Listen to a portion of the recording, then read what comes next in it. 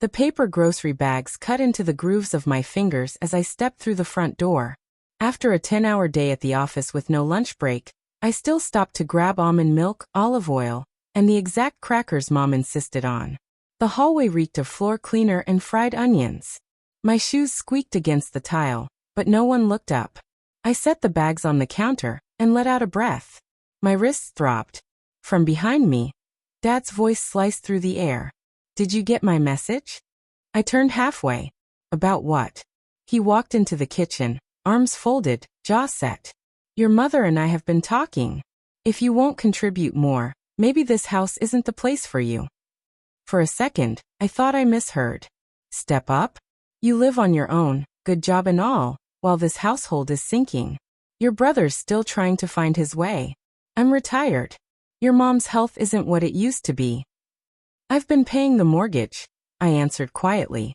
"The utilities, groceries, almost everything." From the living room, Ethan called out without glancing away from the TV. "She acts like she's doing us a favor or something." My grip tightened around the bag's edge. The crackers inside shifted, nearly ripping through the bottom. My eyes flicked to the folded receipt in my pocket. $164.08. All for them. "I'm not acting," I said, my voice steady. "I've been doing." Dad's jaw tightened further. "Don't get dramatic." Mom appeared in the doorway, arms crossed like a verdict. "We just want everyone to pitch in. I've done more than my share." "Then why does it feel like you're still holding back?" Something inside my chest hardened. I let go of the bag, and it slumped onto the counter with a dull thud. "I just got off work," I said. "But fine. You want more? I'll give you something." They watched, expecting me to break, either with tears or anger. I did neither. I walked to the door, pulled it open, and before stepping out I said softly, "Then this house no longer has a daughter named Hannah." I was raised to believe dependability was love. If they could count on me, I mattered. If I came through, I belonged. It started small. I was 16 when I covered my first utility bill. Mom had overdrawn the account again. I used part of my grocery store paycheck to keep the lights on. She kissed my forehead and said, "You're such a good girl. You'll always take care of us." That sentence became prophecy. By 25, I was paying for Wi-Fi, water, and most groceries without anyone asking. By 28, I was covering their car insurance and quietly bailing Ethan out of overdraft fees. He got a brand new phone every Christmas. I hadn't upgraded mine in 4 years. When Dad's prescriptions weren't covered 1 month, I spent my lunch break driving across town to pick them up. No reimbursement. No offer. "Family supports each other," Mom would say, then hand me a new list of errands. I never asked for much. I wasn't the type to need gifts or praise. I just wanted to be seen, acknowledged as more than the one holding everything together. But it wasn't until I started tracking it that I realized how far it had gone. One night, a week before tax season, I opened my laptop and built a spreadsheet. Every expense from the past 8 months. Utilities, groceries, car repairs, credit card minimums, co-signed loans, even therapy bills I hadn't known I was still covering. Each line had a purpose and a total. At the bottom, $18,426.17. I stared at it for a long time. Not because I thought they'd ever pay me back, but because I needed to see it in black and white. Proof I wasn't exaggerating. Proof I wasn't wrong to feel depleted. They didn't see me as a daughter. They saw me as coverage. I printed the sheet, taped it above my desk in my 1-bedroom apartment, and told no one. It wasn't for them. It was for me. A reminder that it wasn't just a few little things. That my exhaustion wasn't imaginary. That night, I brewed tea and looked around my new place. It was quiet, too quiet at first, but I knew I had to get used to it. Silence, unlike obligation, doesn't demand repayment. The lease was short-term. The carpet was worn, the walls a bland shade of beige. But it was mine. I moved in with 2 suitcases, a coffee maker, and a bookshelf I spent an hour assembling on my own. No one offered to help. For the first time, that didn't hurt. The absence felt like air, like room to breathe. The texts came every few days. Mom's were long, winding, laced with guilt. Dad's were clipped. "Call your mother. Check the mail. Ethan only messaged when something broke, usually with a Venmo request. I didn't block them. I just turned off notifications. Let the silence stretch between us like a new language I was learning. One where I didn't have to turn exhaustion into kindness. My bank account stayed still now. No sudden transfers. No last-minute deposits to cover someone else's overdraft. I started tracking only my own spending. Herbal teas, a new shower curtain. Groceries I actually wanted. At night, I cooked real dinners. Nothing frozen, nothing rushed. I played music while I stirred a pan. I didn't glance at my phone. Some nights I'd lie in bed and listen to the ceiling fan hum. For the first time in years, my body wasn't bracing for the next demand. No knocks. No interruptions. No emergencies waiting on me. I started sleeping through the night. 8 hours straight. 9 on weekends. There was no applause, no audience. Just the quiet sound of a life being rebuilt, one breath at a time. The spreadsheet stayed taped above my desk. But I rarely opened it. I didn't need the numbers anymore to remember the truth. The truth had settled in. Distance had done what arguments never could. It gave me space to stop pretending. One Friday morning, after checking the weather, I chose to walk to work. The breeze felt honest, owing me nothing, demanding nothing in return. When my phone buzzed with yet another message from home, I didn't flinch. I just slipped it into my bag and kept walking. It had been 3 weeks since I stepped away. 3 weeks of quiet dinners, uninterrupted sleep, and checking my own bank account without bracing myself. Then one Wednesday morning, just as I entered my office building, a message popped up from Dad. Why didn't the card go through? No greeting.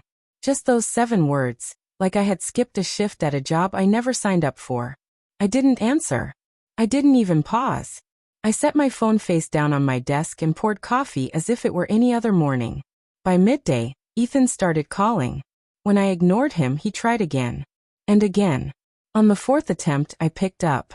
I told myself I deserved to hear how far they'd push. You knew we needed that money, he snapped. I stayed silent. You think you can just stop helping and nothing happens? You think you're better than us because you've got some tiny apartment and a spreadsheet. Still, I said nothing. He hung up with a frustrated scoff, not even a goodbye. That night, I opened my laptop and searched the public property records for the house I grew up in. Pre-foreclosure. Final notice issued. My heart didn't drop. My hands didn't shake. I just stared, unsurprised, cold. I'd been sending $1,300 a month for nearly a year, sometimes more. I'd never once seen the mortgage statement. They never offered to show me. I thought I was keeping the house afloat. Now it was clear. The money had gone elsewhere. I closed the tab. I didn't need details. The truth was enough. They hadn't wanted a daughter. They had needed a system. And that system had just collapsed. I poured a glass of water and sat on the floor by my little table. No music, no distractions. I knew they would scramble now. Blame me, guilt me, twist my silence into selfishness. But I wasn't part of their structure anymore. I wasn't their safety net. I had simply stepped aside and let gravity take over. When the phone lit up again, this time with Mom's name, I let it ring out. I hadn't planned to call. Silence had been my armor.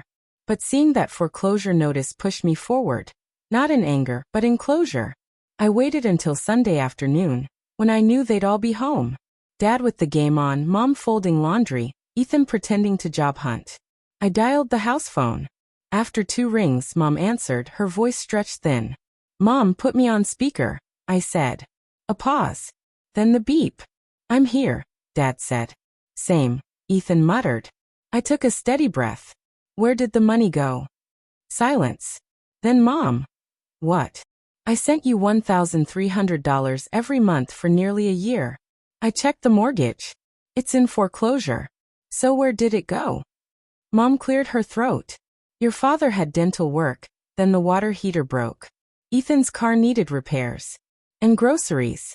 It's been overwhelming. Ethan cut in. It's not like we were living it up. Things just came up. We were going to fix it. Dad added. We didn't mean to mislead you. It just got away from us.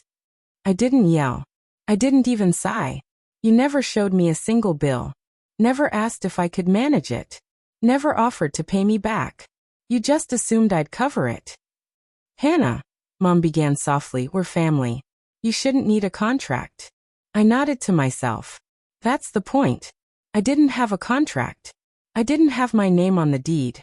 I didn't even have a seat at the table, unless I brought something with me.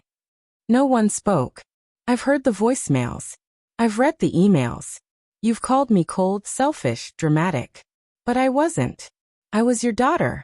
You made me your donor. A long silence. Then Dad's voice brittle. You don't understand. Without you, we're losing everything. I looked out the window at the small tree swaying outside my apartment. No, I said quietly. You lost everything when you started seeing me as a balance sheet. I ended the call. Not out of hate. Not even out of anger. But because it was complete. I set the phone down and reached for an envelope I hadn't opened yet, one with their return address. It was thinner than I expected. Inside was a final notice, words like delinquent, default, eviction proceedings printed in bold. My name wasn't on the deed, but the letter had still found its way to me. Like they wanted one last stab of guilt. I folded it twice and tore it in half. Not in rage. Just with the quiet certainty that this was never mine to carry. I opened our old group chat, scrolling through years of birthday photos, grocery receipts I'd paid for, passive-aggressive emojis, endless requests. Finally, I stopped and typed. I'm not your backup plan anymore. Goodbye. I sent it, left the group, and blocked them all. The phone went still. Not silent, still. Silence waits. Stillness accepts. I closed the banking app and opened another one I'd set up months ago, just for myself. Small deposits had been trickling in. Today it was enough. On my way home, I stopped at the boutique I'd always passed but never entered. I tried on a pair of soft leather shoes. They fit. I bought them. No guilt, no discount. When I walked out, I didn't feel like I was escaping. I felt like I was finally coming back to myself. That evening, I cooked dinner for one, poured a glass of wine, and lit a candle I'd been saving since last Christmas. The flame flickered steadily, as though it recognized something final had settled. The spreadsheet above my desk still hung there, but I no longer needed it. My boundaries weren't in numbers anymore. They were in the breath I could now take without flinching. They would call it betrayal, abandonment, selfishness. Let them. I had given them my money, my time, my energy, until there was nothing left. Now I had given them the last thing I had. A clean goodbye. And the space it left behind was exactly the size of peace. Later, curled up on the couch with my new shoes by the door, I opened a fresh tab and began searching flights. The dining table was small, but it held plenty. A pot of lentils, spinach dip, cornbread wrapped in foil, and laughter drifting in from the kitchen as Emma and Lucas debated whose chili was best. My own offering sat in the middle, homemade lemon bars. I hadn't hosted in years, not because I couldn't, but because I never thought people would come without expecting something in return. Yet here they were, eating cross-legged on the floor, plates balanced on newspaper, the evening warm and unforced. At one point, someone asked casually why I never spoke about my family. I paused, then smiled. Some stories are better closed, I said. No one pressed. They just nodded and kept eating. Later, when the dishes were washed and the laughter had faded, I made chamomile tea and sat by the window. The rosemary I'd planted was finally sprouting, tiny leaves carrying a strong scent when I crushed them gently between my fingers. I'd been planting more than herbs that spring. New habits, new beginnings. Saturdays at the farmer's market. Yoga on Wednesdays. Walks before work without checking my phone. In the quiet, I wrote lists, books I wanted to read, places I wanted to go. Maine was at the top. I didn't know anyone there. That was the point. A place where silence was beautiful, not heavy. The money I once funneled into saving someone else's house was now building a future that belonged only to me. A solo trip. A new coat. A better mattress. Things that didn't need an explanation. I used to think home meant shared walls, shared blood, shared obligations. But now I knew. Home was where I could breathe. In the rosemary on my windowsill. In Emma's text asking for my lemon bar recipe. In the hum of a ceiling fan that carried no tension. In the stillness after everyone left and nothing felt broken. That night, I folded a blank sheet of paper and wrote at the top, "Packing list, Maine." Hannah had learned that love is not a ledger, and family is not a debt. For years, she believed her worth came from what she gave, that reliability secured her place. But unacknowledged sacrifices had taught her otherwise. Giving without limits doesn't earn respect, it erases you. Walking away wasn't betrayal, it was reclamation. She discovered that silence could protect, not punish. That home is built where you can breathe, not where obligation suffocates. The spreadsheet had shown her truth, not chains. By choosing herself, she found peace in the small things. Dinners for one, guilt-free shoes, plans for Maine. Saying no to them was saying yes to herself. Family should lift you, not drain you. Her stillness became her strength. And freedom arrived the moment she stopped carrying what was never hers to hold.